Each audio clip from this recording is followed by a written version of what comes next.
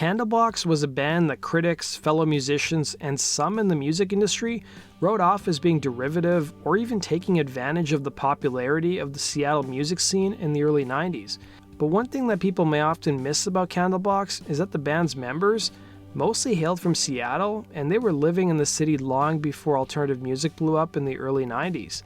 Frontman Kevin Martin perfectly summarized the early part of the band's career, telling author Mark Yarm, "We were the redheaded stepchild. We were in the right place at the right time. Fortunately, our music had its own voice. Unfortunately, everybody believed that we had moved there to steal the sound. And today, we're going to talk about whatever happened to the band Candlebox."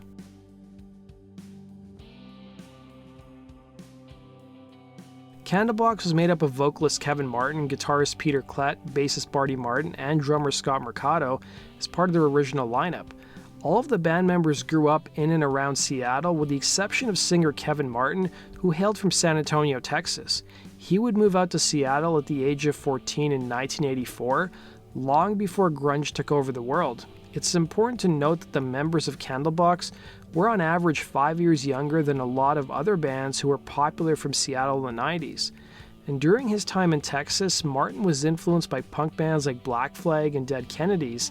And by Martin's own admission, he would claim that moving to Seattle was like culture shock because of the type of music people were playing there. And prior to forming Candlebox, the members were already playing in different bands around town, and given that the music community was pretty small, they frequently crossed paths.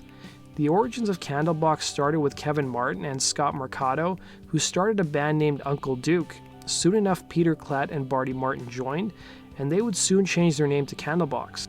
It seemed like from the start, though, the band gelled pretty quickly since the band's inception in 1990. But one of the questions you may have about Candlebox is what kind of relationship did they have with their counterparts like Pearl Jam and Alice in Chains and Soundgarden? Well, in an interview frontman Kevin Martin gave to the German website Grungery, he talked about it in detail, revealing how he used to work at a shoe store at the age of 16, where coincidentally enough Chris Cornell's first wife Susan Silver also worked. She managed the shoe store while having her own music management company behind the building.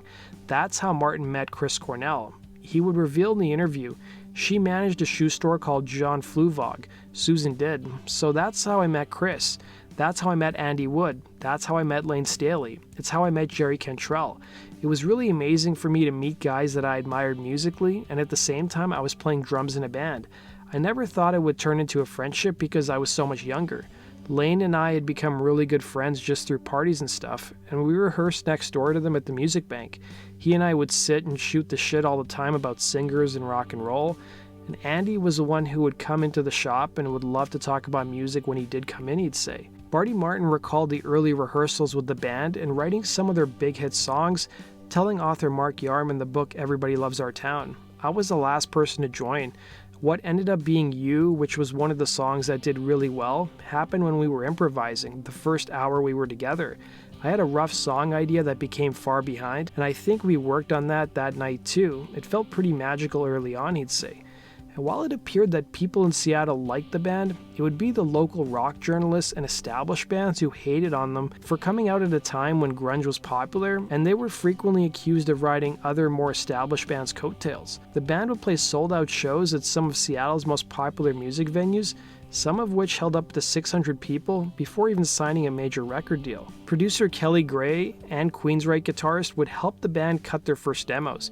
He would tell Mark Yarm, "When Kevin was singing Far Behind at the studio, I looked at their then manager and I said, these guys are going to make us rich. It was obvious." In late 1992, the band would partake in a Broadcast Music Incorporated showcase at the Off-Ramp in Seattle, where basically a series of bands would play and label executives who were in attendance would decide who to sign. The label EMI initially showed interest in the band, and they flew them down to Los Angeles in October of 1992. The band would play a show at Club Lingerie, but the rep from EMI never showed up.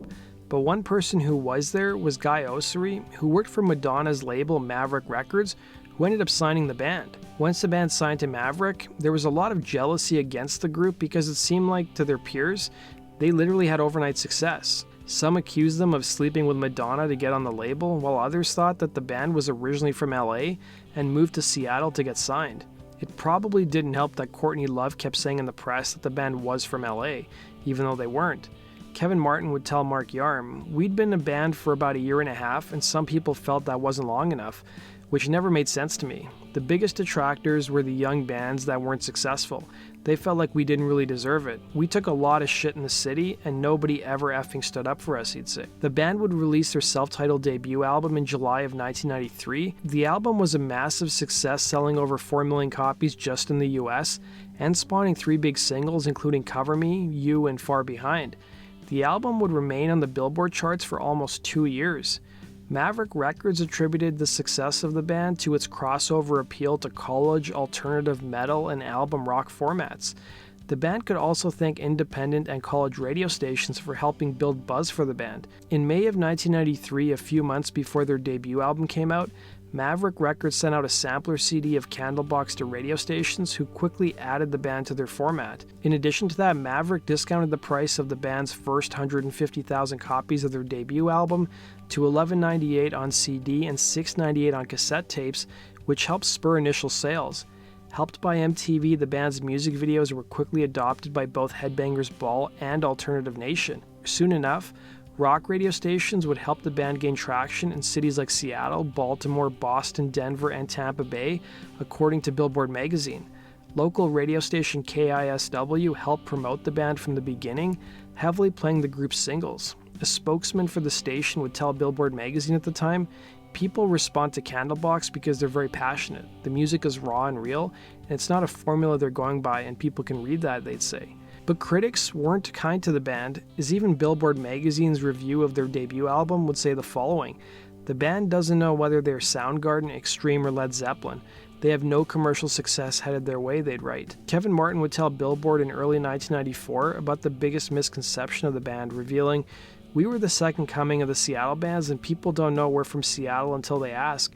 We write basic chord structures and don't detune our guitars. We're straight ahead, honest rock and roll band that happens to come from Seattle," he'd say. By early 1994, Candlebox had played 3 sold-out shows at Seattle's Paramount Theater, setting a box office record at the time. The band's label was so ecstatic with the success of the group's debut album that they even pressed a limited edition vinyl EP featuring 4 tracks from their Paramount Theater shows.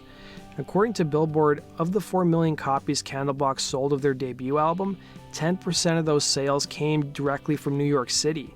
But outside of America, they weren't as successful, only moving about 100,000 copies. But Candlebox was successful for another reason that's often overlooked, and that could be attributed to fellow Seattle band Alice in Chains. 1994 was going to be a massive year for Alice in Chains. They toured extensively the 2 previous years to support their sophomore LP Dirt, which sold upwards of 6 million copies. And they would start off 1994 releasing the Jar of Flies EP, which topped the Billboard album charts, which was a first for the band. The group was offered a highly coveted spot opening for Metallica on their summer tour, in addition to playing Woodstock 94. But it wasn't meant to be, as infighting and drug addiction cannibalized the band, and they temporarily broke up for a period of 6 months prior to hitting the road with Metallica.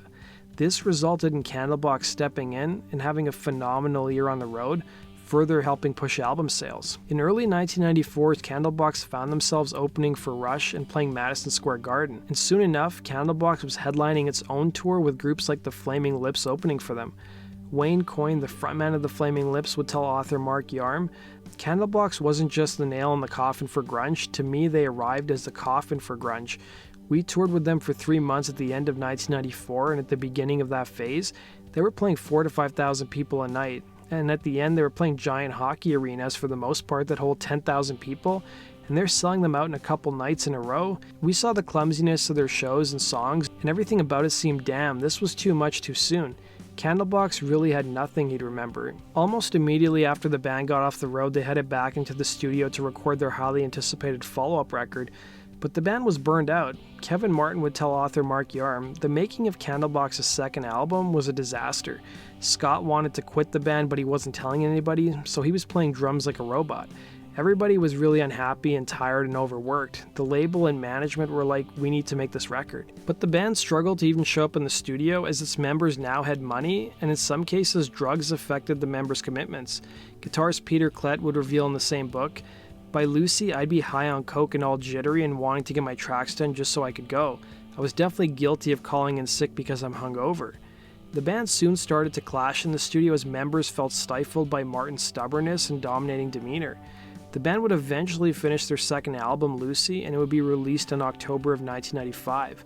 According to producer Jonathan Plum, record stores anticipated the album to be a huge seller, pre-ordering 1 million copies, which meant the album was technically certified platinum before it even sold one copy to consumers. But back in those days, record stores could ship back copies that didn't sell. That's exactly what happened. The album would end up going gold, selling about 500,000 copies, a fraction of what the band's debut album did.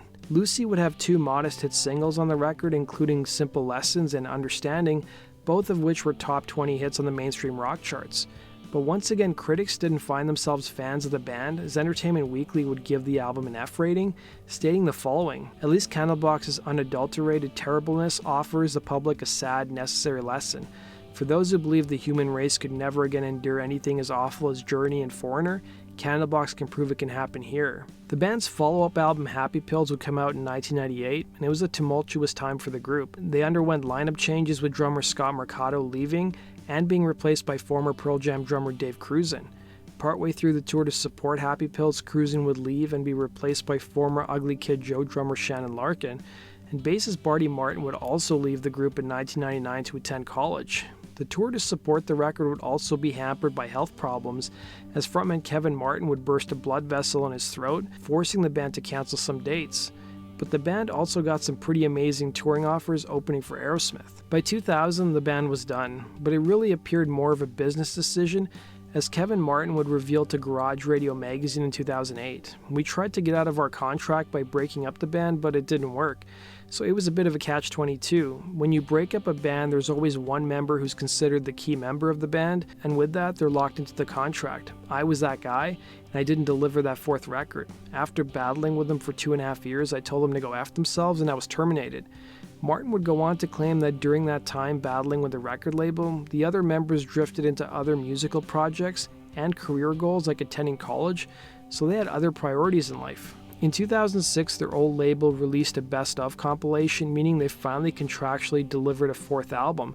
Free and clear of legal headaches, the band reformed the same year, and in 2008 released their comeback album, Into the Sun, which was more politically charged and peaked at number 32 on the Billboard charts. The band would also perform overseas for members of the military during that tour. The band would release 2 more albums, including 2012's Love Stories and Other Musings, as well as 2016's Disappearing in Airports. By 2015, the band underwent numerous lineup changes, leaving Kevin Martin as the only original member. The lineup changes, though, appeared to be amicable, as Peter Klett and Barty Martin focused on their own band, Lotus Crush. But by 2018, the original lineup of the band temporarily reunited to celebrate the 25th anniversary of the group's debut album. In a 2020 Audio Inc. rock interview, frontman Kevin Martin revealed that the latest Candlebox record is in fact finished, but with all the craziness going on in the world right now, they're holding off on releasing it for the time being. The band did, however, release a new song this past August called Let Me Down Easy. That does it for today's video, guys. Thanks for watching. Be sure to like button and subscribe, and we'll see you again on Rock and Roll True Stories. Take care.